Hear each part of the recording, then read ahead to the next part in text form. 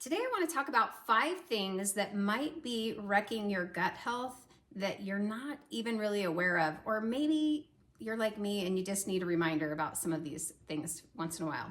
All right, so number 5 is kind of the obvious, but processed foods. So these processed foods feed the bad bacteria and the yeast and all of that, and they starve our good bacteria. The emulsifiers and preservatives and all of that stuff disrupt the gut lining, so that increases intestinal permeability and can create leaky gut, right? Lack of fiber is less microbiome diversity. So these foods can increase inflammation, they can slow our digestion, and just cause all kinds of problems. So the solution to that is obviously cook from scratch. But some of the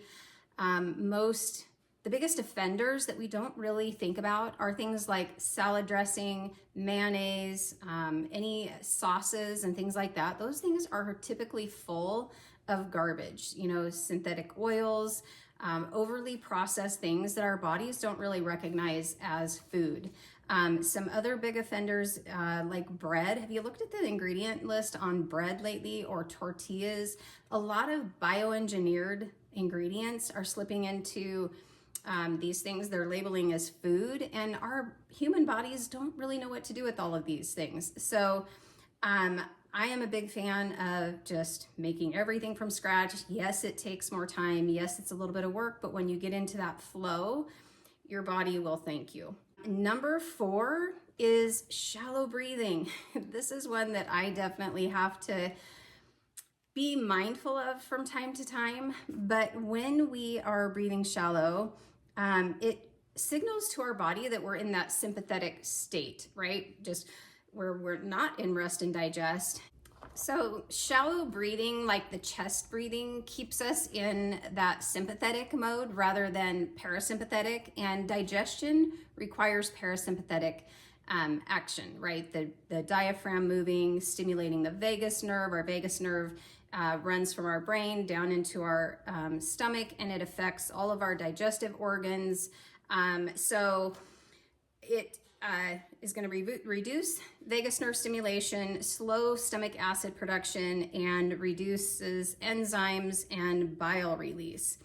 So you're just going to have a poor breakdown of food, and again, you're going to have bloating, gas, nutrient malabsorption, and these things can also kind of lead to leaky gut because things aren't breaking down. It's disrupting our mitochondria and all of that. So just taking a few minutes throughout the day. I like to do it when I'm in the sauna, or if I'm relaxing in the evening, or just kind of catch myself throughout the day to just pause and take a few deep breaths and really move the diaphragm, expand your stomach.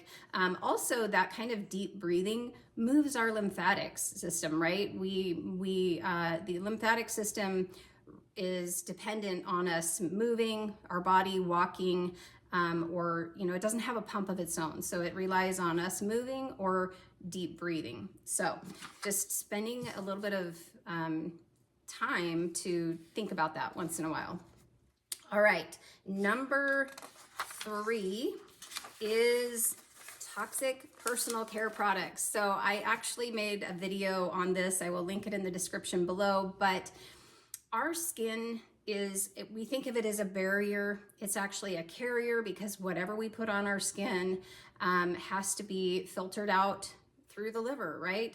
And so all of these toxic things that we're putting on our body, a lot of, especially like the antibacterial soaps and things like that, that's going to destroy gut microbiome. So Young Living is my wellness superstore.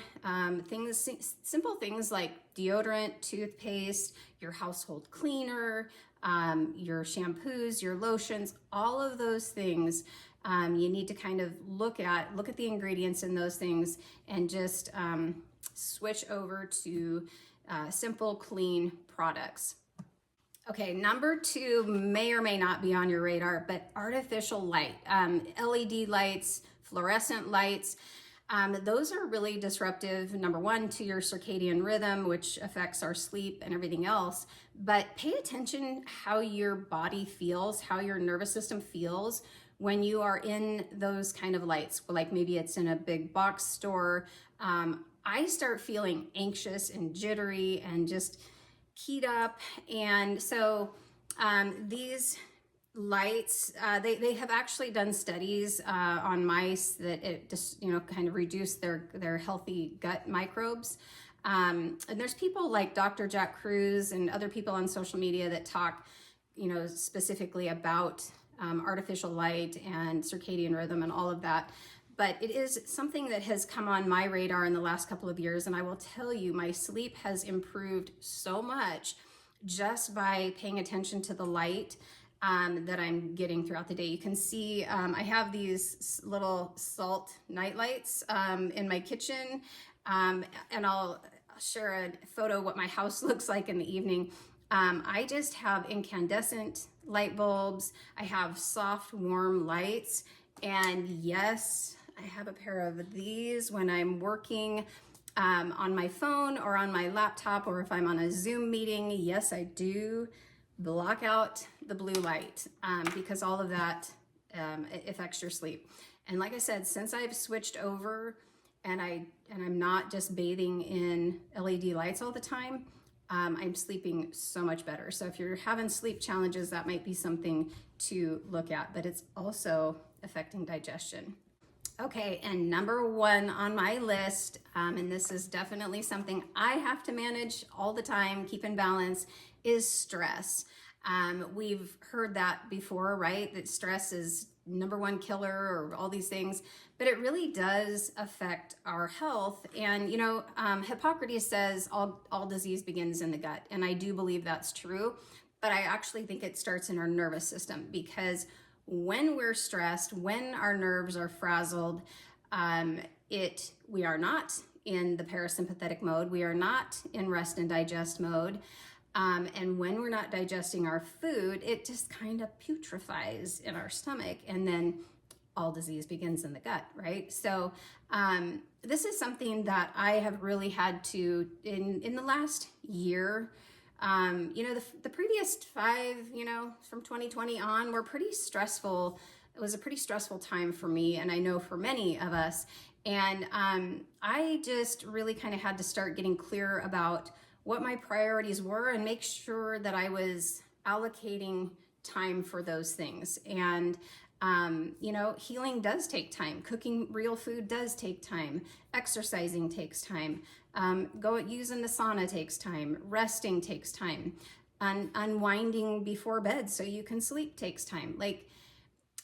We get so used to feeling like if we have any white space in our calendar, that it's okay for that to get filled up. And just learning to say no and make sure that your priorities, that you are at the top of your list, and that you're making time to do all of the self-care things to maintain your health and wellness is just such a big priority. So I hope these were helpful. I am currently on a 60-day gut health journey right now. If you want to follow that, please subscribe and leave me your comments down below. But thanks for watching. I'll see you in the next video.